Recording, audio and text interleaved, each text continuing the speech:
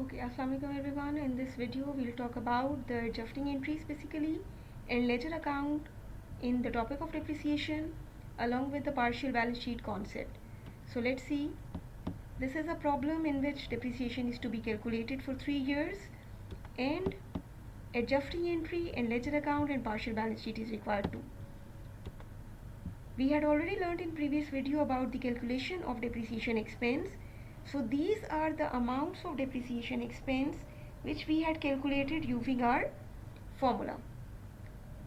For 2017 the depreciation expense is this. For 2018 the depreciation expense is 12,000. For 2019 the depreciation expense is 7,200. So let's see how to record these depreciation expenses in our journal. Year and पे हम adjusting entry record करते हैं. इस question में accounting year and हो रहा है दिसंबर 31 को. A proper journal will prepare. दिसंबर 31 2017 को हम डेप्रिसिएशन एक्सपेंस डेबिट और अलाउंस फॉर डेप्रिसिएशन की क्रेडिट की एंट्री बनाएंगे उस अमाउंट से जो हमारे पास शेड्यूल में आई. 2018 दिसंबर 31 को दोबारा ऐसी ही एंट्री. अब की बार अमाउंट हमारे पास 12,000 आई है. 12,000 से एक्सपेंस डेबिट और अलाउंस क्रेडिट. थर्ड ईयर 2019 में फिर depreciation expense debit allowance credit. अब की बार हमारे पास अमाउंट 7,200 है. तो हमने देखा कि एक्सपेंस का अकाउंट डेबिट हो रहा है और अलाउंस का अकाउंट क्रेडिट हो रहा है. इन्हीं डेबिट्स और क्रेडिट्स को हम इनके कंसर्न्ड लेजर्स में पोस्ट करते हैं. 3 बार एक ही लेजर अकाउंट में डेप्रिसिएशन एक्सपेंस के ये 3 अमाउंट्स डेबिट होंगी और क्योंकि ये एक्सपेंस का अकाउंट है तो ये हर साल के एंड में क्लोज होगा.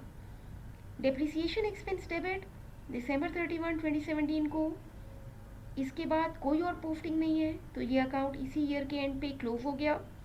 क्लोज होने के बाद क्लोजिंग एंट्री की पोस्टिंग के बाद इस अकाउंट को हमने रूल ऑफ किया और इस साल का काम ख़त्म. 2018 दिसंबर 31 को दोबारा से ये अकाउंट डेबिट हुआ. फिर हमने इसे क्लोजिंग एंट्री से क्लोज किया. 12,000 से रूल ऑफ किया और इस ईयर की पोस्टिंग और क्लोजिंग और रूल ऑफ कंप्लीट. इसी लेजर में हम थर्ड ईयर की भी पोस्टिंग करेंगे. 2019 दिसंबर 31 को 7,200 से ये अकाउंट डेबिट. इसी अमाउंट से ये अकाउंट क्लोज हो गया और हमने इसको रूल ऑफ किया. तो डेप्रिसिएशन एक्सपेंस का अकाउंट हर साल ईयर एंड पे जिस साल अकाउंटिंग ईयर जिस डेट को एंड हो रहा है उस डेट पर डेबिट भी होगा और इसी डेट को ये अकाउंट क्लोज भी होगा. This is how we'll prepare the depreciation account ledger with any account number which is given to you in the question or you can assume. Let's see how to prepare the accumulated depreciation or the allowance for depreciation ledger account now. Accumulated depreciation का ledger है. Account number assume कर लें. Adjusting entry में हमने देखा था कि allowances for depreciation credit हो रहा है 2017 को दिसंबर 31 को. सबसे पहले 20,000 से ये क्रेडिट हुआ. अब क्योंकि ये कॉन्ट्रा एसेट अकाउंट है यानी परमानेंट नेचर का अकाउंट है तो हम इसको क्लोज नहीं करते बल्कि हर साल कैरेट डाउन ब्रॉट डाउन करके इसे अगले साल के लिए ओपन करते हैं. ये क्रेडिट बैलेंस था. यही आपका कैरेट डाउन बैलेंस बन गया. इस अकाउंट को हमने रूल ऑफ किया. यही कैरेट डाउन बैलेंस अगले साल की 1 जनवरी को यानी इसी के अगले दिन हमारे पास बैलेंस ब्रॉट डाउन बन के क्रेडिट में आ गया. 2018 जनवरी 1 को ये बैलेंस ब्रॉट डाउन है. इस साल के दिसंबर 31 को हमने दोबारा से इस अकाउंट को क्रेडिट किया अपनी एडजस्टिंग एंट्री में. ये उसकी पोस्टिंग नज़र आ रही है हमें. 12,000 से ये फिर क्रेडिट हुआ. अब इस साल की कैरेट डाउन ब्रॉट डाउन और रूल ऑफ की कंडीशन देखें. इस साल का कैरेट डाउन बैलेंस इन दोनों को एक्यूमुलेट करके 32,000 आ गया. कैरेट डाउन बैलेंस आखिरी दिन पर लिखेंगे. उस साइड पे लिखेंगे जिस साइड का टोटल कम है. रूल ऑफ किया हमने अकाउंट को.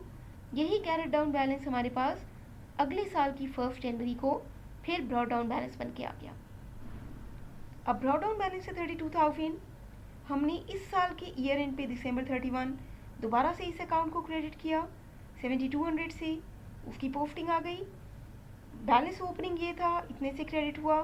तो अब इस ईयर के एंड पे दिसंबर 31 को हमारे पास जो कैरेट डाउन बैलेंस आएगा वो आएगा दोनों को एक्यूमुलेट करके, यानी 39,200। इस एक्यूमुलेटेड बैलेंस के साथ हमने फिर से अकाउंट को रूल ऑफ किया।